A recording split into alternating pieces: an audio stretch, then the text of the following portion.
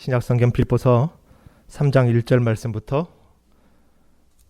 9절 말씀까지 함께 읽겠습니다. 끝으로 나의 형제들아, 주 안에서 기뻐하라. 너희에게 받은 같은 말을 쓰는 것이 내게는 수고로움이 없고 너희에게는 안전하니라. 개들을 삼가고 행악하는 자들을 삼가고 몸을 상해하는 일을 삼가라. 하나님의 성령으로 봉사하며 그리스도 예수로 자랑하고 육체를 신뢰하지 아니하는 우리가 곧 할례파라. 그러나 나도 육체를 신뢰할 만하며 만일 누구든지 다른 이가 육체를 신뢰할 것이 있는 줄로 생각하면 나는 더욱 그러하리니 나는 8일 만에 할례를 받고 이스라엘 족속이요 베냐민 지파요 히브리인 중에 히브리인이요 율법으로는 바리새인이요 열심으로는 교회를 핍박하고 율법의 의로는 흠이 없는 자라. 그러나 무엇이든지 내게 유익하던 것을 내가 그리스도를 위하여 다 해로 여길 뿐더러 또한 모든 것을 해로 여김은 내 주 그리스도 예수를 아는 지식이 가장 고상하기 때문이라. 내가 그를 위하여 모든 것을 잃어버리고 배설물로 여김은 그리스도를 얻고 그 안에서 발견되려 함이니 내가 가진 의는 율법에서 난 것이 아니요 오직 그리스도를 믿음으로 말미암은 것이니 곧 믿음으로 하나님께로부터 난 의라. 아멘. 우리 좌우에 인사하실까요? 우리 샬롬 하시고 인사하겠습니다. 샬롬, 샬롬. 이 전래 동화를 보면은 그 하늘에서 선녀가 내려와서 혼자 사는 총각의 각시가 될 뻔한 이야기가 많죠. 뭐 우렁각시 이야기도 있고. 근데 각시가 되던가요? 안 되죠. 예. 며칠을 채우지 못하고 각시가 못 되나요? 보통 100일 동안 모른 채 하고 넘어가야 되는데 99일째 꼭 그래요. 99일째 일을 망쳐서 그 선녀가 하늘로 떠나가 버립니다. 그럼 각시가 못 되고 땅을 치고 후회하는 총각들을 전래동화에서 많이 봤을 거예요. 생활 속 거리두기가 좀 답답하더라도 아마 지금이 99일째가 아닌가 싶습니다. 조금 더 견디시면은 우리 장로님 기도하신 것처럼 다시 우리가 예배하기 좋은 날이 오리라 생각됩니다. 오늘 말씀은 이 다음 시간과 이어지는 말씀인데요. 우리가 곧 할례당이라는 말씀입니다.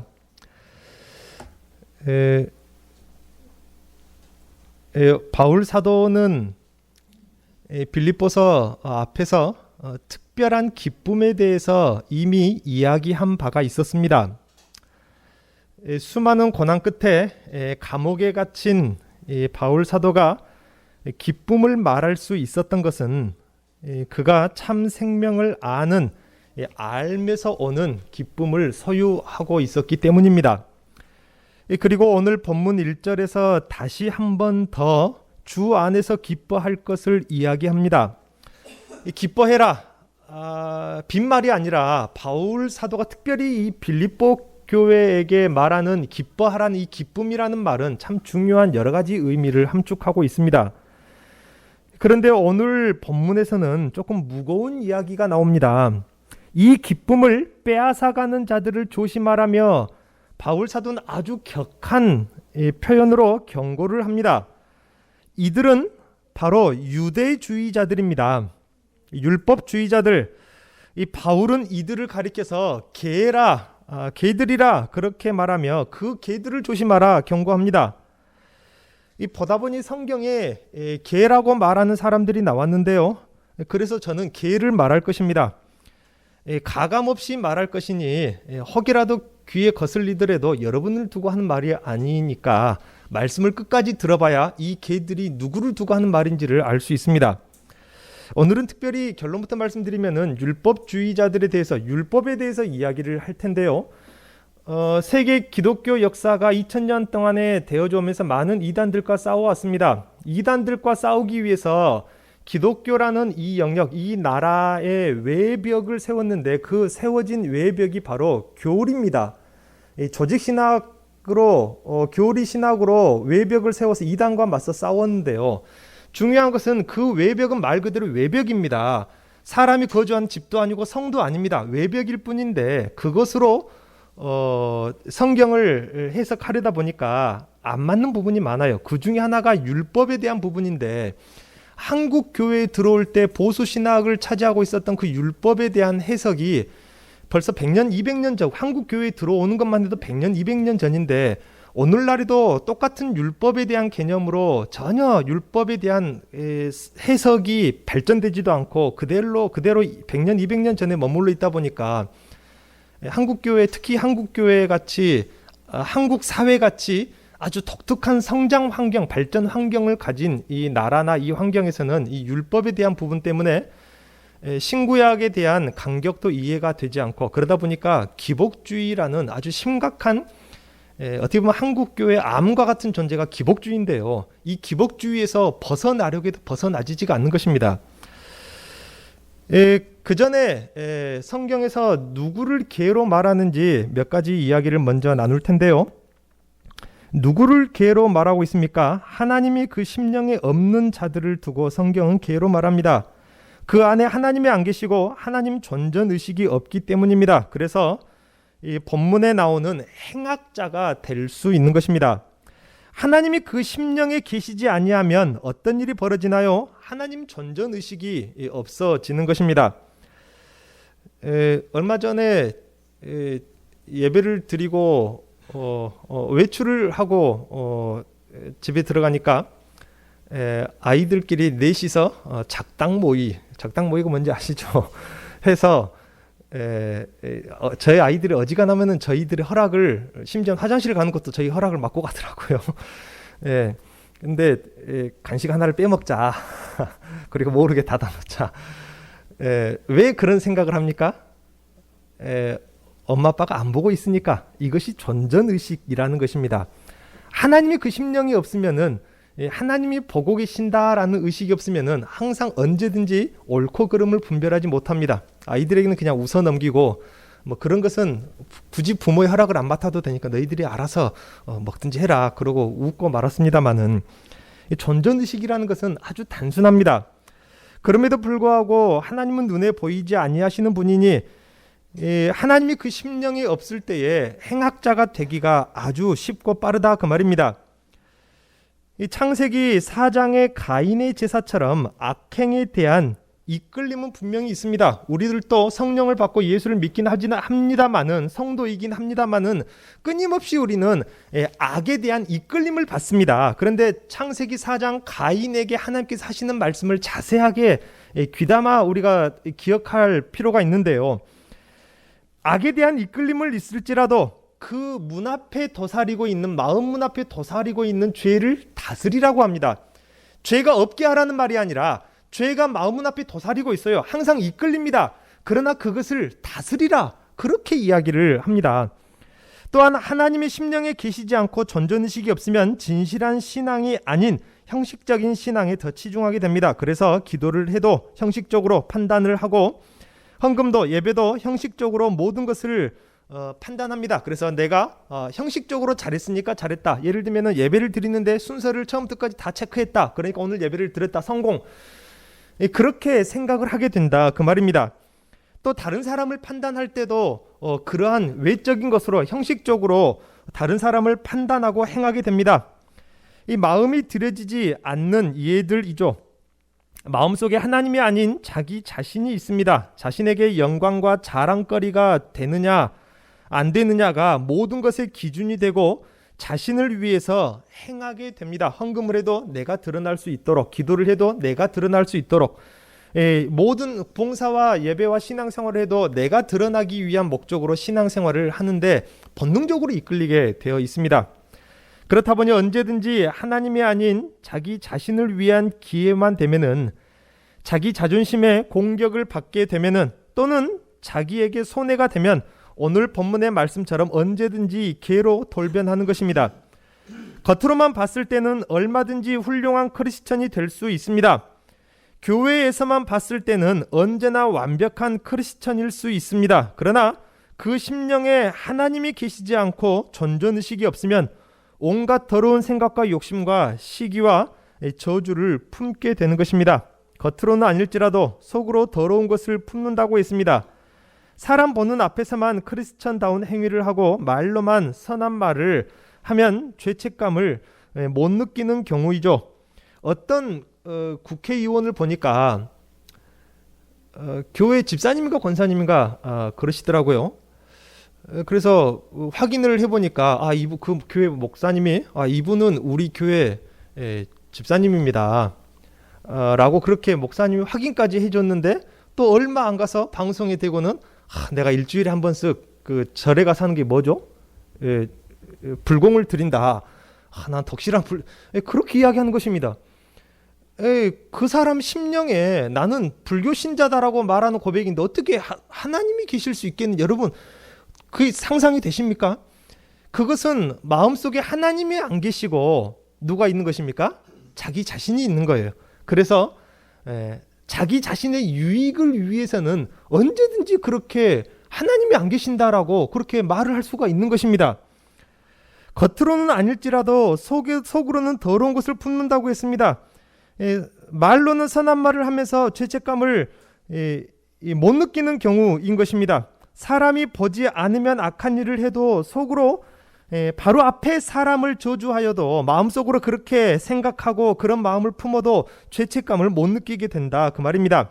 그러니 오늘 본문에 나오는 개가 되지 않기 위해서는 무엇보다도 우리는 존존의식을 가져야 하는 것입니다. 하나님을 우리 심령에서 느껴야 합니다. 자동으로 느껴지는 것이 아니라 이것을 위해서는 늘 말씀을 가까이 해야 되고 예배를 가까이 하며 성령과 늘 교통할 수가 있어야 하는 것입니다. 또한 성경은 누구를 개로 말합니까? 순리를 거스르는 자들을 성경은 분명 개로 말합니다. 남색하는 자를 보통 이야기하죠. 동성연애를 말합니다. 하나님이 제정하신 순리를 거스르는 자들을 말합니다. 저도 전라도 사람인지라 제가 좋아하는 정당 혹은 정치인이 있습니다. 그런데 언젠가는 보니까 이 동성연애를 인정하고 지지를 하더라고요. 아무리 전라도 피가 흐르고 있다고 해도 저는 그래도 전라도 사람이기 이전에 뭡니까? 성도인데, 성도이기 이전에 전라도 사람이 아니라 저는 전라도 사람이기 이전에 성도입니다. 그래서 그 사람을 지지하고 좋아하는 마음이 싹 가셔버리더라고요. 예를 들면 그렇다, 그 말입니다. 로마서를 보면은 우리 인간이 하나님이 아닌 우상을 섬기는 죄를 먼저 범하였다고 했습니다.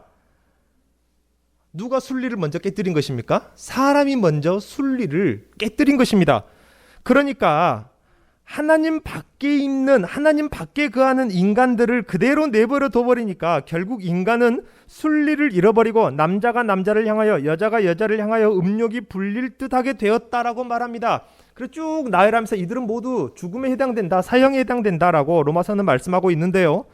근본적인 문제는 하나님의 순리를 거스르는 것입니다. 동성연애만 하나님의 순리를 거스르는 것이 아닙니다. 자식이 부모에게 순종하지 않는 것도 순리를 거스르는 것입니다. 또 우주 만물에 충만하게 하나님을 계시하고 계시고 모든 피조물은 그분을 찬양할 수밖에 없도록 창조하신 것이 하나님의 순리입니다. 하지만 창조주 하나님 한 분 외에 다른 형상을 가진 신과 자기 자신을 섬기는 자들은 모두 사실상 순리를 거스르고 있는 것입니다. 그러니 하나님을 알지 못하는 것부터가, 세상 사람부터가 이미 하나님의 순리를 거스르고 있는 것입니다. 내가 무슨 죄를 지었기에 내가 지옥 가느냐? 아닙니다. 하나님을 모르는 것만으로도 이미 죄인인 것입니다. 순리를 거스르고 있다, 그 말입니다. 하나님 한 분만을 사랑하고 그분에게만 마음을 주며 그에게만 꿈과 소망을 걸고 그분의 말씀만을 들어야 할 이 땅의 크리스천들도 그렇지 못하다면은 그것은 순리를 거스르는 것입니다. 오늘 본문에 이들을 개라고 하니 우리가 마음을 방심할 것이 아니라 내가 이러한 방향으로 내 마음이 돌아가지 않도록 항상 하나님을 바라는 삶을 살아야 할 것입니다. 그리고 오늘 말씀의 중요한 부분입니다. 누구를 개로 말합니까? 오늘 본문은 직접적으로 율법주의자들을 개로 이야기합니다. 율법주의가 무엇입니까? 단순히 형식주의, 외형주의를 말하는 것만은 아닙니다. 원론적인 의미로는 오늘날 신약교회, 오늘날의 현대시대의 교회에는 없고요. 초대교회 당시까지만 가능했던 사상이 율법주의입니다. 이 바울은 왜 율법주의를 개로 경고하면서 이 자신의 의는 율법으로 얻은 의가 아니다, 그렇게 강력하게 선포하는지를 알려면은 먼저는 율법이 무엇인지를 올바로 이해해야만 합니다. 분명히 성경은 율법은 법입니다. 율법이라는 법과 또 다른 법을 비교하고 있습니다. 그래서 먼저 율법이 좀 딱딱하고 어려운 것 같지만은 먼저 율법이 무엇인지를 바로 이해를 해야 비교를 할 수가 있는 것입니다. 그래서 왜 바울 사도는 율법을 배설물처럼 버렸다고 이야기하는지, 내가 의를 얻었는데, 의는 자격을 말합니다. 어떤 자격이죠? 하나님 앞에 설 수 있느냐 없느냐에 대한 자격이 얼마나 구원과 관련된 것입니다. 그런데 자신의 구원의 자격, 하나님 앞에 서는 자격은 율법으로 얻은 것이 아니다 라고 이야기합니다. 그렇다면 율법과 또 다른 법을 비교를 하려면은 율법이 무엇인지를 알아야 합니다. 그래서 오늘은요, 조금 피곤하고 졸려도 허벅지를 꼬집어 가면서 이 율법에 대한 이야기를 좀 들으셔야 됩니다.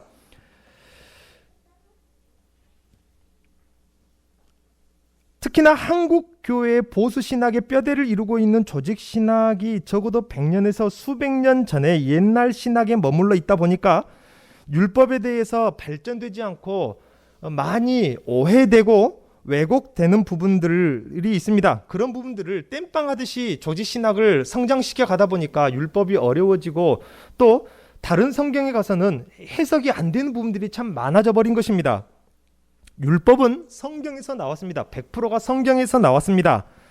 하지만 창세기부터 요한계시록까지 성경 66권 전부가 다 율법이라고 말하는 것은 율법을 잘못 이해하는 것입니다.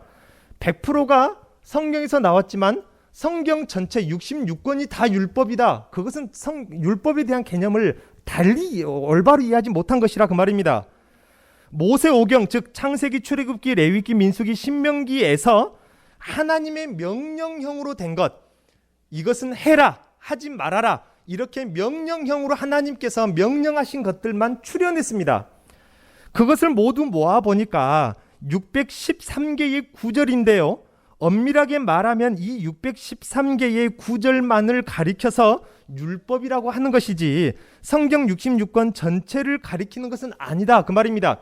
일단 율법을 이해하는 것은 여기서부터 출발해야 신약 성경, 특히 바울 사도가 가르치고 있는 율법 혹은 육체, 이 개념을 잘 이해할 수 있는 것입니다. 반드시 이 두 영역을 구별해야 됩니다. 성경 안에 율법이 있지만은 율법과 나머지 성경을 구별해서 이해할 수가 있어야 한다, 그 말입니다. 이 613개의 구절의 율법은 말 그대로 법입니다. 법이라는 것은 한 나라의 법을 두고 하는 말입니다. 그 나라가 어떤 나라입니까? 그 나라는 구약의 나라입니다. 십계명 서문에 나와 있죠. 어떤 나라입니까? 애굽에서 이끌어내어서 가나안 땅에 살게 하고자 하는 그 나라의 법입니다.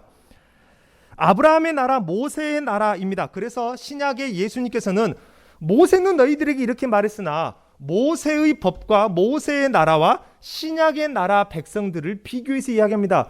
모세는 너희들에게 그렇게 말했으나 나는 이렇게 말한다. 모세와 내가 말하는 것은 같다, 다르다? 다르다, 그 말입니다. 법이 다르다, 법이 다르면 나라가 같으면 다릅니까? 나라가 다르다, 그 말입니다. 물론 그 나라는 지옥 갈 나라, 그 말이 아니라 나라가 어떻게 연관이 되어 있고 어떻게 간격이 있는지를 그래서 바로 이해를 해야 신구약의 간격을 바로 이해할 수 있고 신구약의 모든 말씀을 올바로 우리가 흡수할 수가 있는 것이지, 그래야 땅의 나라와 하늘나라, 땅의 복과 하늘의 복을 구별할 수가 있고, 그렇게 구별을 해야 기복주의를 벗어날 수가 있는 것입니다. 아브라함의 나라, 모세의 나라, 구약의 나라, 땅의 나라, 가나안 땅의 나라, 그 나라가 어떤 나라입니까? 최초의 인간을 창조하신 것을 보면은 흙으로 만들었다고 했습니다. 사람을 흙으로 만들었다는 것은, 여기서 말하는 흙이라는 것은 단순한 토양 성분을 말하기보다도 세상을 가리킵니다. 왜냐하면 신약성경 비유에서 너희는 세상의 뭐라? 빛이라, 또 세상의 소금이라. 거기서 앞의 세상과 뒤의 세상은 다른 단어를 씁니다. 너희는 세상의 소금이라, 세상의 빛이라 할 때 그 세상은 여러분이 그냥 쉽게 이해할 수 있는 그 세상입니다. 그런데 뒤에 너희는 소금이라고 말하는 그 세상은 월드, 우주를 말하는 것이 아니라 흙이라는 단어입니다. 흙 속의 소금이라. 그래서 성경에 흙이라는 것은 종종 세상과 같은 개념으로 사용이 되는데요. 그래서 세상과 같은 개념으로, 같은 성분으로 사람의 육체를 만들었다는 것입니다. 왜냐하면 그래야 세상과 간섭할 수 있으니까. 사람이 세상을 간섭할 수 있기 때문에 세상과 같은, 신토불이란 말이 있잖아요. 뭐 상당히 그 일리가 있다기보다도 우리가 이 말씀, 사람을 흙으로 만들었다는 것을 쉽게 이해할 수 있는 개념 중에 하나입니다. 신토불이란 말이 있는 것처럼요. 그리고 그 세상의 흙으로 만든 사람에게 다른 동물과 다른 점이 있습니다. 다른 동물들도 다 흙으로 만들었습니다. 그런데 그 사람에게만 독특하게 하나님의 영을 주셨습니다. 신약 성경에 그것이, 예수님께서 요한계시록 20장을 보면은 그것이 성령인 것을 알 수 있습니다. 왜 하나님의 영을 주셨습니까? 하나님의 영을 주시어서 흙으로 만든 육체를 의의 길로 가도록 육체를 통제하라고 영을 주신 것입니다. 하나님의 뜻과 의도대로 육체를 컨트롤했고, 그 육체는 흙과 같은지라 세상을 의의 뜻대로 경작하고 다스릴 수 있는 그 질서를 위해서 사람의 육체 위에, 흙 위에 하나님의 영을 주신 것입니다. 여기서 중요한 것은 최초의 사람에게 주어진 하나님의 영의 역할이 무엇이냐? 그것은 사람의 육체를 의롭게 컨트롤할 수 있도록 하나님의 영을 주신 것입니다. 그러나 사람이 타락할 때에 하나님의 영이 떠나버렸습니다. 이에 사람은 죽은 자가 되었다, 성경은 기록합니다. 노아의 방주 때는 사람이 육체가 되었다라고 합니다. 흙이 되었단 말이죠. 그저 세상의 일부일 뿐이라, 세상의 일부가 되었다. 아담에게도 다시 흙으로 돌아갈 것이라 그렇게 이야기를 했습니다. 이제 하나님의 영이 사람을 떠났고 하나님의 영이 사람의 육체를 컨트롤하지 못하니까 어떻게 되었습니까? 사람은 하나님의 뜻을 알지 못하는 것입니다. 그러니 사람은 당연히 의의 길을 떠날 수밖에 없고 세상을 하나님의 뜻대로 경작할 수가 없게 되는 것입니다. 그래서 창세기 앞부분을 보면은 어려서부터 생각하는 것이 악할 뿐이라 그렇게 기록합니다. 그런데 하나님의 공의로우심은 거기서 끝나는 것이 아니라 그 위에 하나님의 은혜의 역사가 시작이 됩니다. 하나님은 다시금 사람을 하나님의 소유된 백성으로 부르셨습니다. 제사장의 나라로 불렀다고 했습니다. 하나님의 뜻대로 열방을 인도하라는 의미입니다. 이를 위해서는 다시금 사람의 육체를 뭘 해야 됩니까? 컨트롤 해야 돼요. 하나님의 뜻대로. 다시금 성령이 필요하다, 그 말입니다. 사람의 육체를 컨트롤해서 하나님의 뜻과 의도를 깨닫도록 다시 성령이 필요하게 되었습니다. 그런데 성령은 하나님입니다. 거룩하신 하나님. 구약 백성들은 짐승의 피로 죄사함을 얻었기 때문에 온전한 죄사함이 아니라, 구약 백성들은 그걸 깨닫지 못했죠. 짐승의 피로 죄 씻으면은 온전한 죄사함이 있는 줄 알았겠죠, 구약 백성들. 그런데 신약의 히브리서를 보면은 구약의 짐승의 피로 씻는 죄사함은 온전한 죄사함이 아니라 온전하게 거룩하지 못하다, 온전한 의인이 되지 못한다, 여전히 죄인이다, 그 말입니다.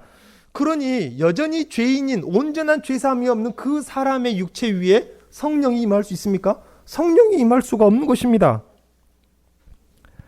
그러니 그들의 육체, 그들의 흙을 의의 길로 통제할 다른 방편이 필요했는데, 그들의 육체를 통제하고 컨트롤하고 의의 길로 인도할 다른 방편이 무엇입니까? 성령 대신해서 구약 백성들에게 주신 것, 그것이 바로 율법이었다, 그 말입니다. 그러니까 율법을 주신 날이 언제입니까? 오순절에 율법을 주셨고, 신약의 또 다른 법, 성령의 법을 주실 때도 언제 오셨습니까? 성령의 법이 오순절에 똑같은 날 오신 것입니다. 그래서 랍비들은 율법이 육체 위에 짊어지는 것이라. 이것은 성령과 똑같은 것입니다. 랍비들은 율법도 성령과 똑같이 육체 위에 짊어지는 것이라 가르쳤고, 그래서 율법을 가리켜서 두 단어로 멍에라고 그렇게 표현을 합니다. 성경에서 멍에를 졌다라는 말은 다른 말로 하면 무엇을 졌단 말입니까? 내가 율법을 진다. 수고하고 무거운 짐진 자들아, 수고하고 무거운 멍에를 맨 자들아. 여기 그 사람들은 누굽니까? 율법을 맨 자들을 말합니다. 구약 백성들을 두고 하는 말이에요. 창세기 3장에서처럼 육체가 흙으로 돌아가기까지 그 육체를 올바른 길로, 의의 길로, 하나님의 뜻대로 인도하는 역할을 이 율법이 하는 것입니다. 그래서 구약 시대에는 율법이 좋은 것입니까? 안 좋은 것입니까? 좋은 것입니다. 의의 법입니다. 생명의 법이었습니다. 육체를 다스리는 법이었습니다. 그러나 이 율법은 온전한 것이 아니었습니다. 구약 시대에는 최선의 것이었지만은 온전한 것이 아직 아니라, 마음에 새긴 법이 아니라 어디에 새긴 법이라? 돌판에 새긴 법이라. 마음에 새긴 법이 아니라 육체에 새긴 법이었습니다. 그래서 로마서, 신약성경 로마서에서는 율법의 조문에 낡은 것이라, 옛날 것이라 라고 있습니다. 그러니 마음에서 아버지의 뜻을 헤아리게 하지는 못했습니다. 그저 율법의 조문으로서 외적인 행위만 지시를 했을 뿐입니다. 그럼에도 불구하고 그 율법의 행위에 완전하면, 시킨 것만 잘하면 어떻게 해줬습니까? 잘했다 라고, 의롭다 라고 인정을 해 주었습니다.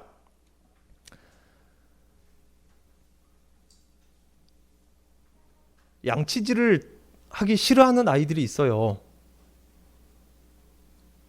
그러면은 심지어 어떻게까지, 아이가 넷이다 보니까요, 누군지를 말은 안 하겠지만은 그 중에는 양치를 싫어하는 아이도 있고 시킨 대로 잘하는 아이도 있습니다. 아주 어릴 때 혼자서 양치질을 가르치도록 어떻게 가르친 적이 있었냐면, 어느 한 아이에게는 몇 번씩? 10번씩 문질러라. 어금니 10번. 하나, 둘, 셋, 넷, 다섯, 여섯, 아홉, 열. 이쪽도 10번. 그리고 10번 다 하고 나면 어떻게 합니까? 애기 못된 거. 그렇게 해야 그 양치 되겠냐? 그렇게 말합니까? 10번 다 하고 나면은 잘했다. 칭찬을 해줘요. 그 말은 무슨 말입니까? 너는 의롭다. 왜요? 내가 시킨 것을 잘했으니까. 아이가 공부를 안 하고 놀기만 하려고 해요. 텔레비전만 보려고 합니다. 그럼 뭐라고 합니까? 이거 몇 번 써라? 5번 써라. 그래서 지렁이가 기어가든지, 개미가 기어가든지 알아먹지 못할 글씨로 어찌됐건 5번을 쓰기는 썼어요. 그러면 뭐라고 합니까? 잘했다. 이쁜 것. 텔레비전 봐라. 마음 놓고 봐라. 인정을 해준다 그 말입니다. 이것이 율법의 조문이라는 것입니다. 우리 대한민국의 헌법이 몇 개인 줄 아십니까? 한 500개쯤 될까요? 수천 개, 수만 개입니다. 여러분 헌법 어기고 삽니까? 날마다 헌법 막 수천 개씩 어기고 삽니까? 가만히 앉아있어도 헌법은 거의 대부분 다 지킵니다. 율법은 거기에 비하면 600 몇 개밖에 안 돼요. 율법 지키는 거 어렵지 않습니다. 여러분 율법 읽어보셨습니까? 나중에 한번 제가 프린트를 따로 해드릴게요. 율법 몇 페이지 돼도 안 해요. 율법 그 외적인 항목을 지키는 것은 어렵지 않습니다. 그러나 오죽했으면 양치질을 5번 내라, 10번 문질러라 그 말을 했겠습니까? 아버지의 마음을 깨닫지 못한다 그 말입니다. 이빨이 건강하도록, 배운 것을 머릿속에 담고 마음속에, 기억 속에 담도록 그걸 깨닫지 못합니다. 그러니까 지렁이가 기어가듯이 5번 써놓고 숙제 다 했다고 칭찬받으려고 들고 오는 것 아닙니까? 2번 더 떠먹어라. 오죽 밥을 안 먹었으면 2번만 더 떠먹으면 잘했다고 칭찬을, 사탕을 주려고 하겠습니까? 아버지의 마음을 깨닫지 못해요. 그러나 그것만 지켜도 뭘 했습니까? 잘했다 인정을 해준 것입니다. 그것이 구약의 율법이었습니다. 율법은 온전한 것이 아닙니다. 어린아이 수준의 행동 조문을 요구했고 그 정도만으로도 칭찬을 하며 잘했다고 이야기합니다. 그래서 바울 사도는 뭐라고 합니까? 내가 율법의 완전한 의의를 가지고 있다. 그 말을 언제 했습니까? 예수의 의를 알고 나서 예수의 의랑 비교 못 해볼 그 전에 그 이야기를 했습니까? 예수의 의를 알고 예수의 의와 율법의 의를 비교할 수 있는 그 다음에 그 말을 했습니까? 그 다음에 그 말을 했습니다.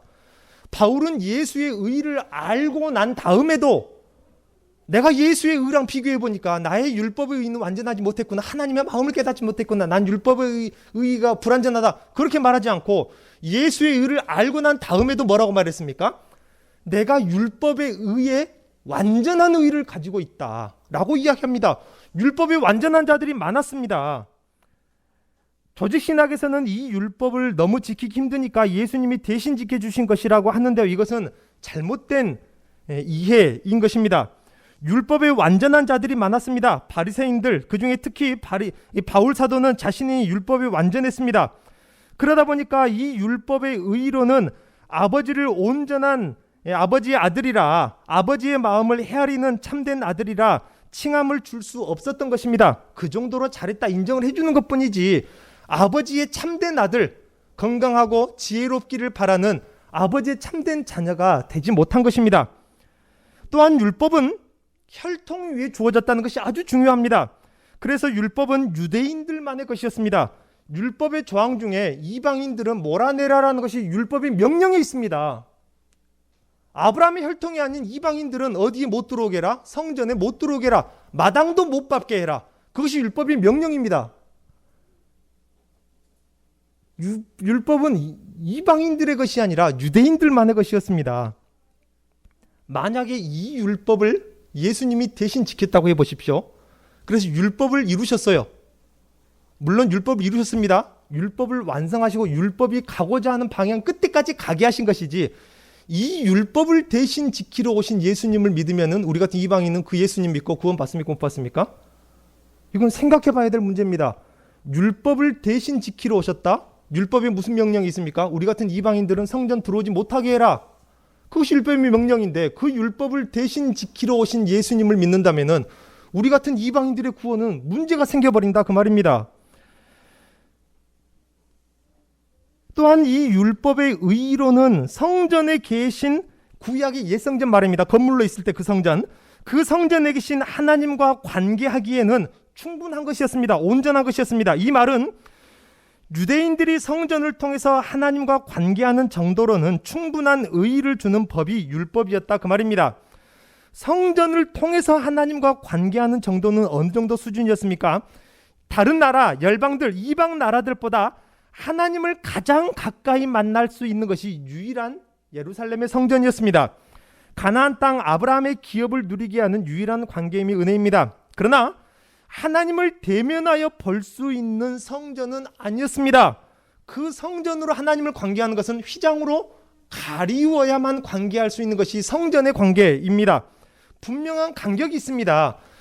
이방인들은 일단 성전 마당, 그 바깥 담장을 소래계 담이라고 하는데요, 그 바깥 담장을 못 들어오게 합니다. 그리고 여자들은 제사장의 이스라엘의 뜰, 남자들이 들어간 뜰을 못 들어오게 합니다. 이스라엘 남자들은 제사장이 들어가는 뜰을 못 들어오게 합니다. 제사장은 대제사장이 들어가는 지성소를 못 들어오게 하게 합니다. 간격이 있다 그 말입니다. 이것이 성전을 통해서 하나님과 관계하는 것입니다.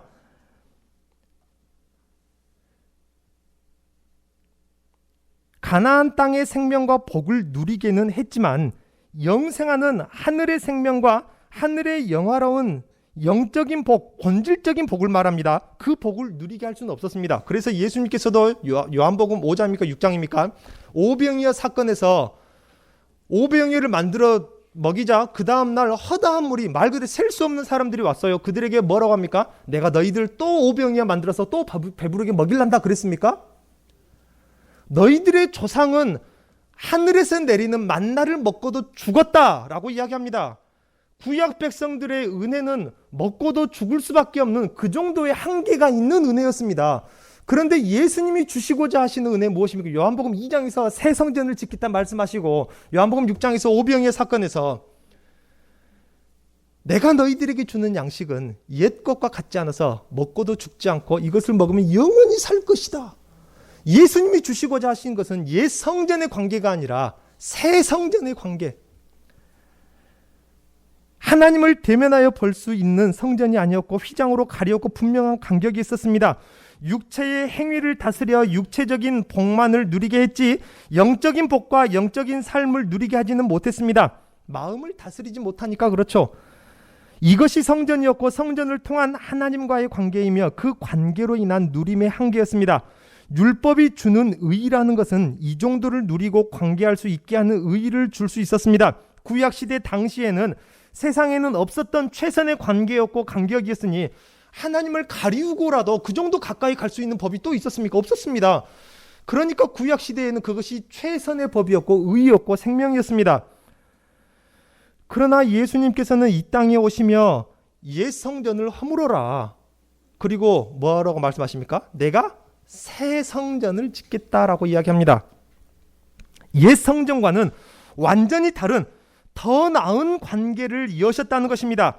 바로 창조의 처음 때처럼 율법이 아닌 성령을 다시 사람에게 보내신 것입니다.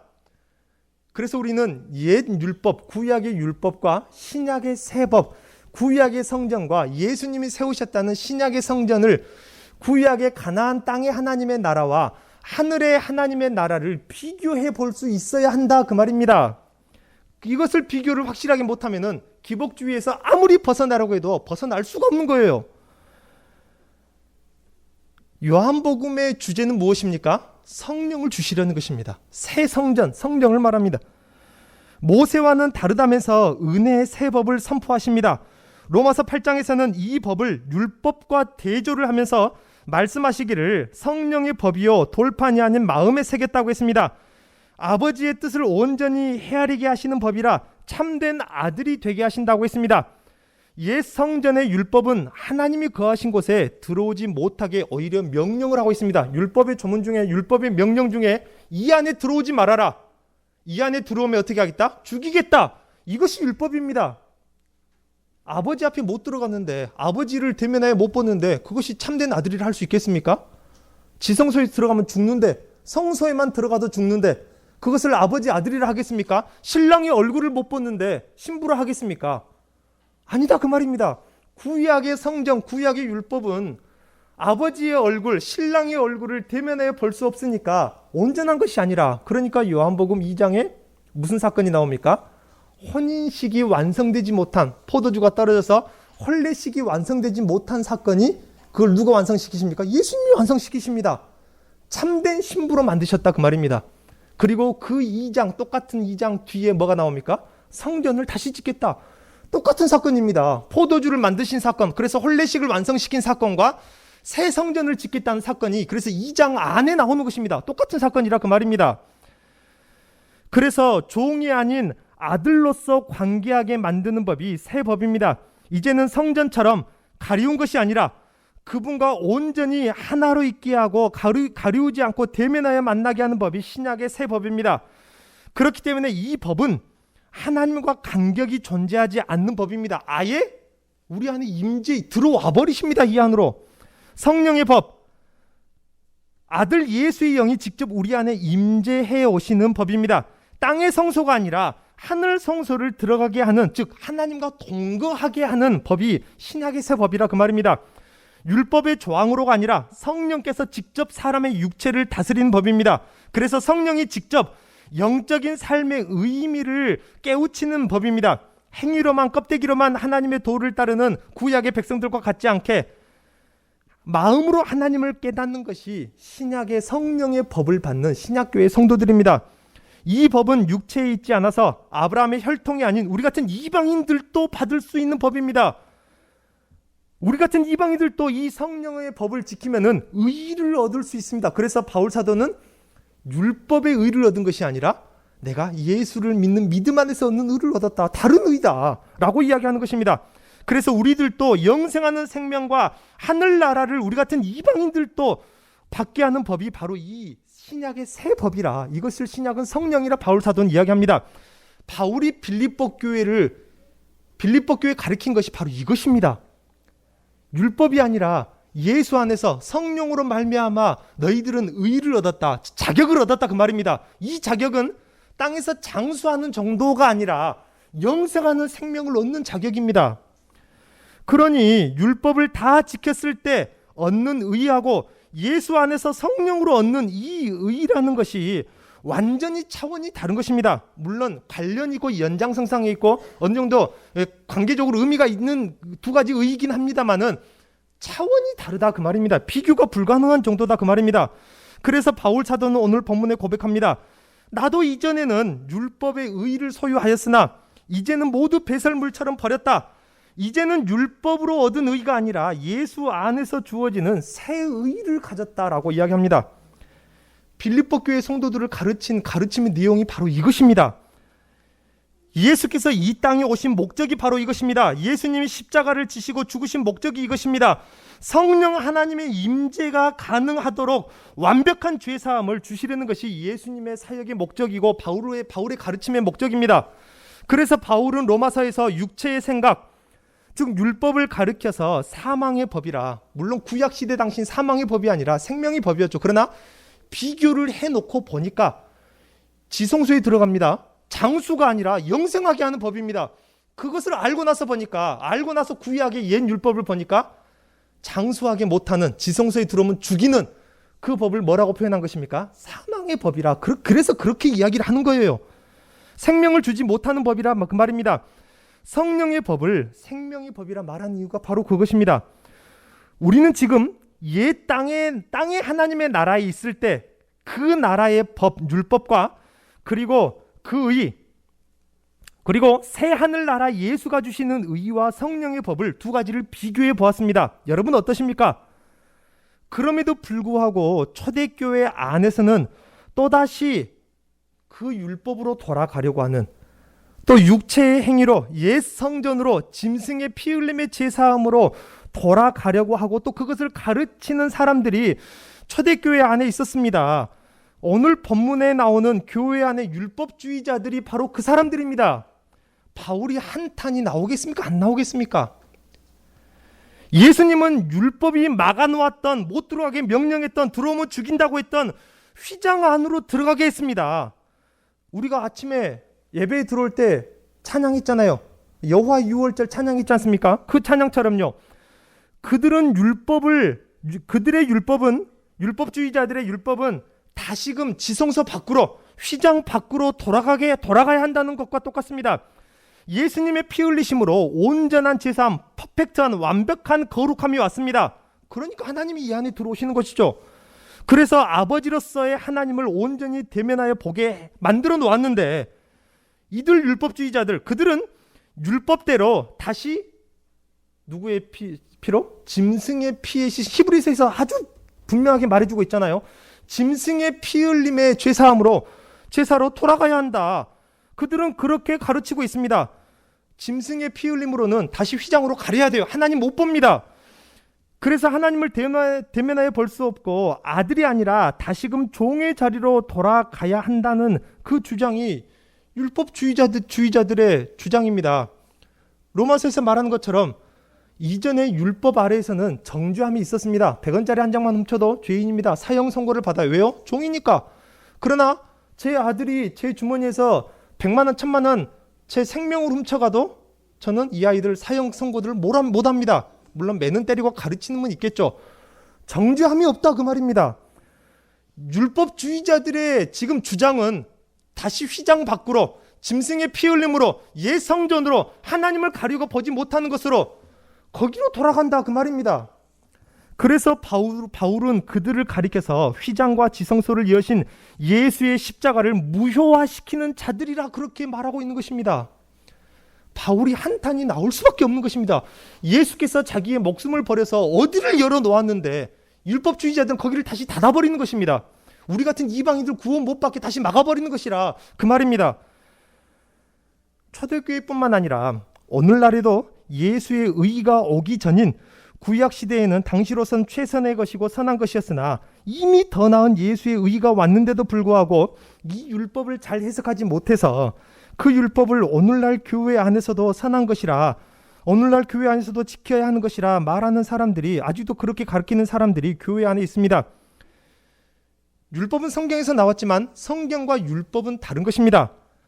안식일과 주일은 서로 연관이 있지만은 안식일과 주일이 같은 것이 아니라 그 말입니다. 완전히 다른 것입니다.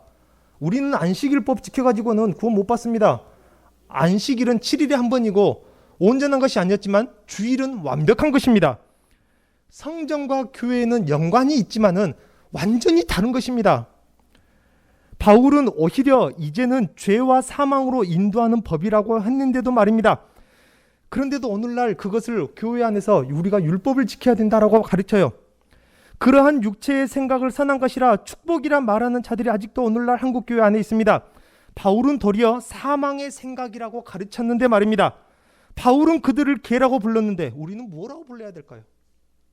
개가 나오니까 지금 개를 이야기하는 거예요. 욕하는 것이 아니라 이것은 제가 연구한 것입니다.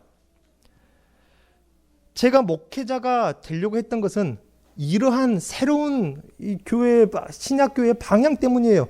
그것이 아니라 옛 율법을 가르치는 사람들은 저 말고도 일자리가 없어가지고, 쉽게 말하면 교회 사역지가 없어가지고 택시 운전하고 있는 목회자들이 수천 명입니다.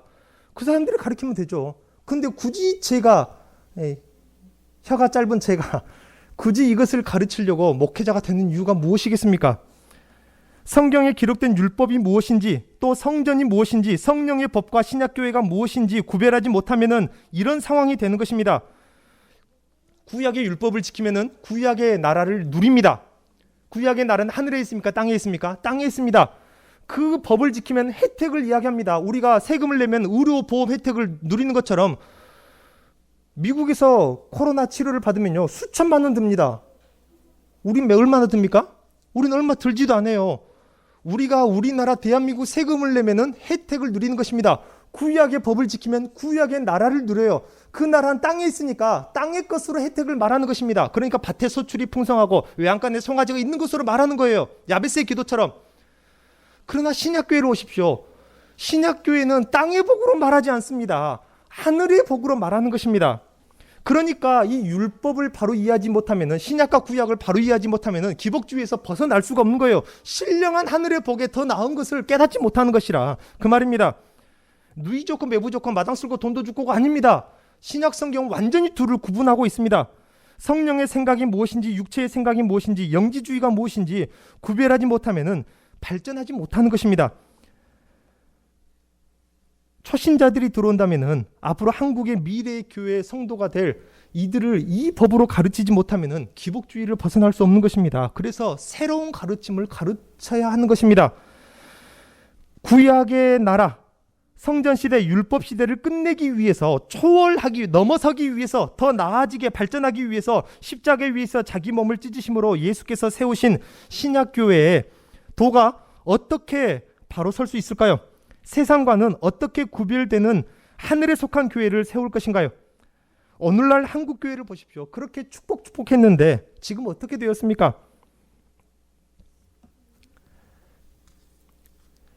혹이라도 제가 전한 이 말씀, 이 최 목사의 말이 맞는 거는 같은데 혹이 귀에 거슬리는 부분 없잖아 있으리라 생각을 합니다. 그러나 저는 지금 여러분 이 땅에서 복을 받지 말라, 돈 벌지 말란 말이 아니라 하나님께 기도하면 주십니다. 그러나 그건 복으로서, 누림으로써 주시는 것이 아니라 은사적으로 주시는 것입니다. 광야의 백성들 보십시오. 날마다 일용할 양식을 거두었습니다. 날마다 양식이 끊이지 않았습니다. 마실 것이 끊이지 않고 의복이 끊이지 않았습니다. 밤의 추위가 그들을 죽이지 못했고 낮의 더위가 그들을 죽이지 못했습니다.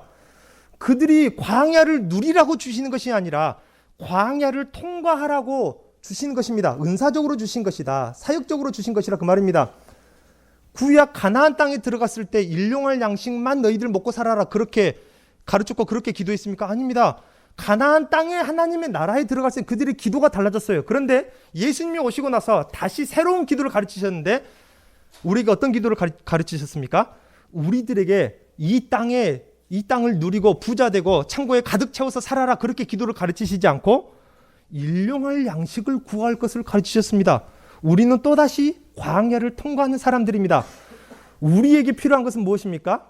일용할 양식과 입을 수 있는 옷이면 충분하다 그 말입니다.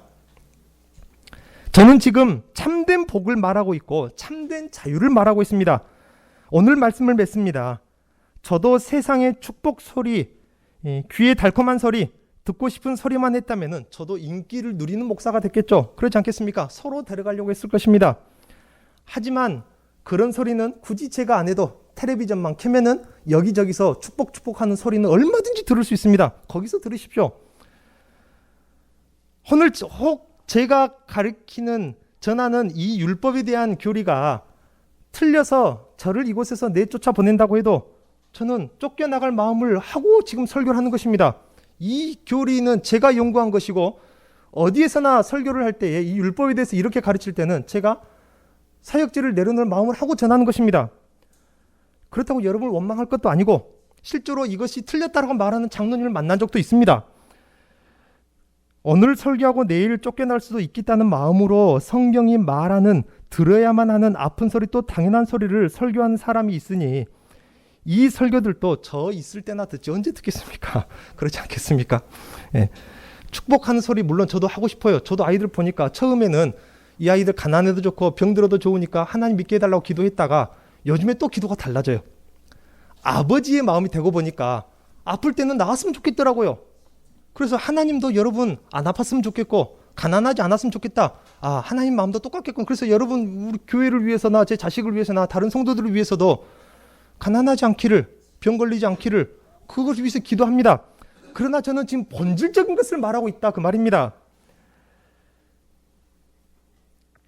오늘 성경에서 진정한 크리스천에게 경고하기를 교회 안에 이런 사람들을 조심하라고 합니다. 우리는 몸으로만 교회에 등록된 교인이 아니라 우리는 마음으로도 성도가 되어야 합니다. 입으로만 성고를 외치고 즐기는 정도로만 찬송의 문법과 곡절을 읊조리는 것이 아니라 우리의 마음을 날마다 말씀 앞에 비추어 거룩한 성도가 되어야 합니다. 우리의 마음에서 진정한 고백이 있는 성도가 되어야 합니다. 이제 이 다음 주에 말씀을 나누겠지만은 우리는 신체의 일부가 잘려진다고, 즉 육체적으로 외적으로 할례가 되어진다고 교회에 등록되어져 있다고 세상과 구별되는 것이 아니라 우리는 마음에서부터 할례를 받아야 합니다. 마음에서부터 세상과 구별될 수 있어야 합니다. 여러분 마음에 원하는, 바라는, 여러분 마음의 성공과 실패의 기준이 무엇인지 한번 세상과 비교해 보십시오. 세상이 말하는 성공과 실패의 기준, 세상이 나아가는 방향과 내 방향이 같은지 다른지 마음에서부터 구별이 되어져야 합니다. 단절되어져야 합니다. 왜 마음의 할례를 받습니까? 나 홀로 있는 곳에 사람은 없을지라도 하나님은 우리의 마음 가운데 계시기 때문입니다. 기도하겠습니다. 하나님 아버지, 우리 같은 이방인들에게 율법이 주는 의가 아니라 율법에서 받을 수 없는 예수 그리스도 안에서 믿음으로 얻는 의, 하늘에 속한 나라의 법, 성령을 받게 하신 예수 그리스도의 놀라운 사역을 우리가 이 시간 다시 한번 생각해 보며 찬송하고 영광을 돌립니다. 이전 구약 때 같으면은 우리 같은 이방인들은 성전 마당도 밟아볼 수 없었을 것이나 하나님의 얼굴은 고사하고 근처도 갈 수 없을 것이나 이제는 예수 안에서 하나님을 아버지라 모시며 대면할 뿐만 아니라 성령이 친히 우리 안에 임자여 오시는, 우리와 하나 되시는, 동거하시는 놀라운 일을 이루셨으니 우리가 다시 저 세상 밖으로 마음을 돌리고 나가려 하는 것이 아니라 우리의 마음 가운데 우리와 하나 되어 임재하여 계신 하나님을 영원토록 기뻐할 수 있는 복된 성도들이 되게 하시고 땅에 장수하는 정도로 만족하며 그것을 구하는 것이 아니라 하늘에 영생하는 것을 구하게 하시고 땅에서 썩어질 그 복을 구하는 것이 아니라 하늘에 썩지 않을 영원한 그 영광의 복을 구하는 주의 복된 성도들이 되게 하여 주옵소서. 예수님의 이름으로 기도하옵나이다. 아멘.